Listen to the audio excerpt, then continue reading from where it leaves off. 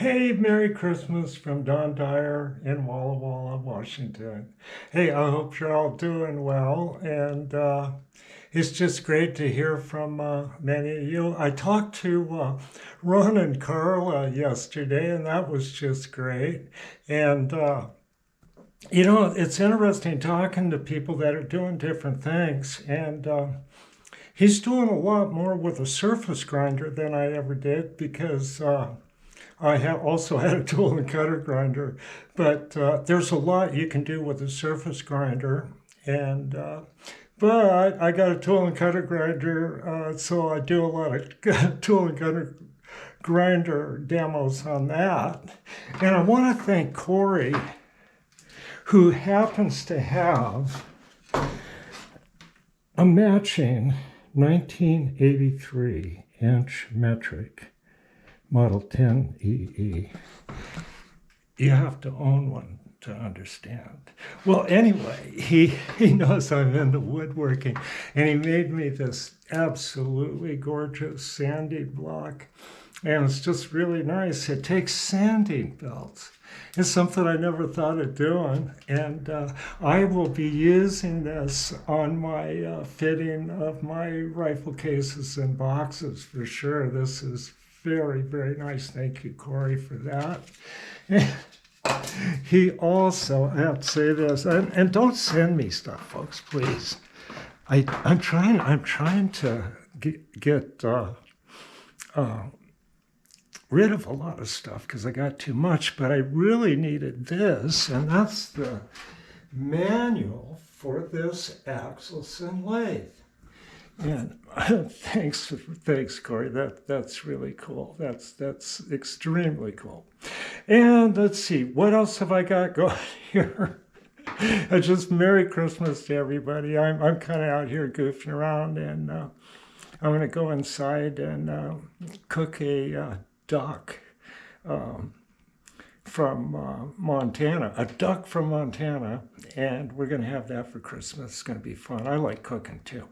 Okay, so I'm over here at the cutter grinder, and I've got this really interesting, it's these countersinks here, instruction sheet for the Ford Unicam resharpening fixture. Now, this is something Rob bought, but he didn't get around to using it. Because when he got it, if you look, and in actuality, let's see if I can unfold this.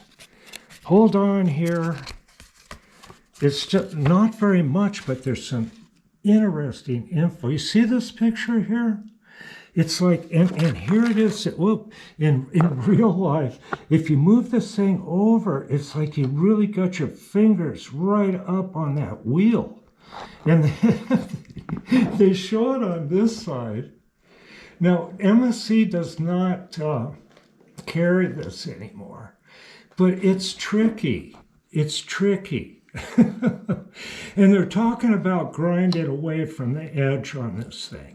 Okay, and I'll show you. That makes some people mad if I grind into the edge like a woodworker to get stuff sharper. Now, one of the reasons I do that, I'll grind a cutter backwards from metal cutting standards, is I also have this jig bore, and you have to change the angles on milling cutters or the thing will rattle and chatter because of the tremendous preload on the spindle bearings. It's just several times more than a Bridgeport. So it's different. You have to do things different.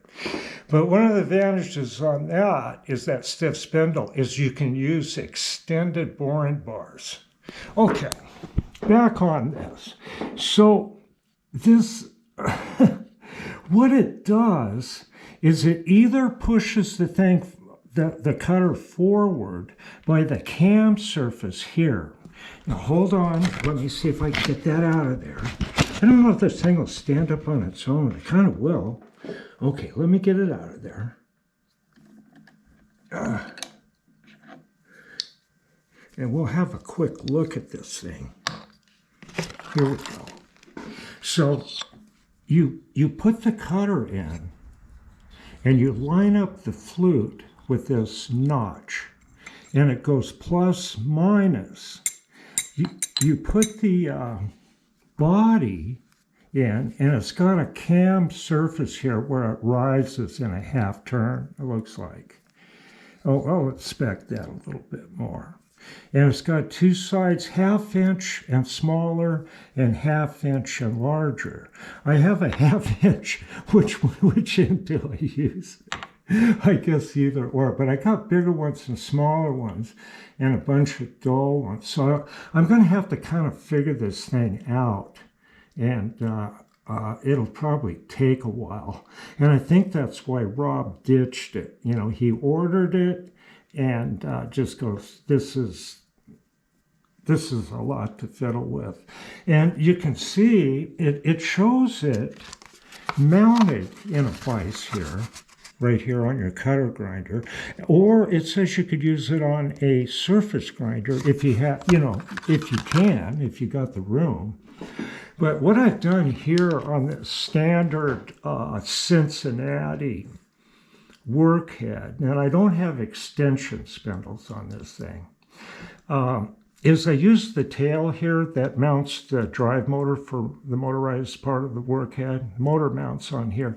I took and ground this in a surface grinder, then squared the edges so I could true stuff up like this grinding vise. See what I did there? I just mounted this grinding vise onto the tail, and it shoved it on over enough that I can utilize that. And this thing's like a rock. It ain't going nowhere. So that's how I got this up to the wheel. And the other way I could do it is with this fixture here, get the body into the chuck here, and then angle this.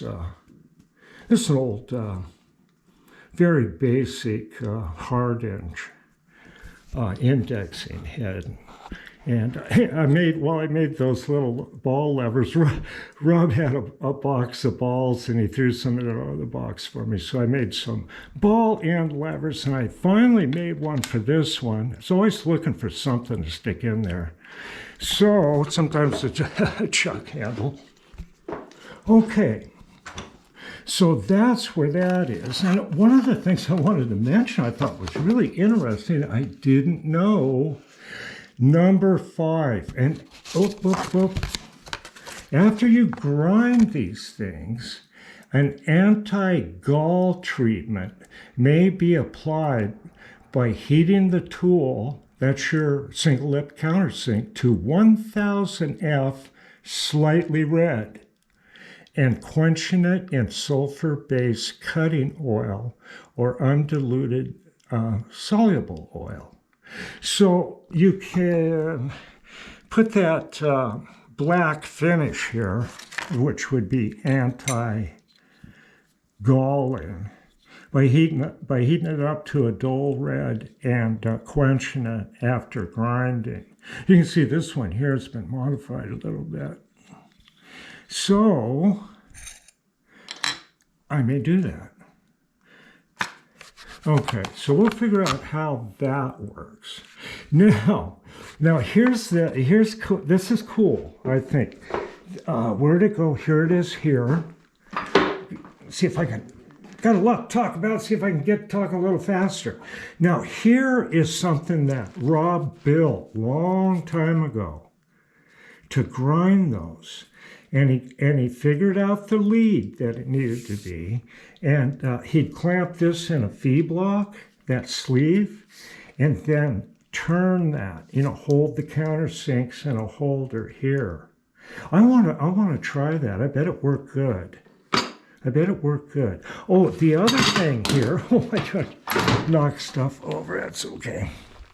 Didn't get hurt, is these things are hard to find, and this is something that was just laying around at Rob's, and it's an indexing finger here. And I want to do a shout out to help Max Grant at Swan Valley. He needs fingers, and like those locks that lock, those notch lockers. And what I've been dealing with here for indexing is this, let me set this here, is this huge plate.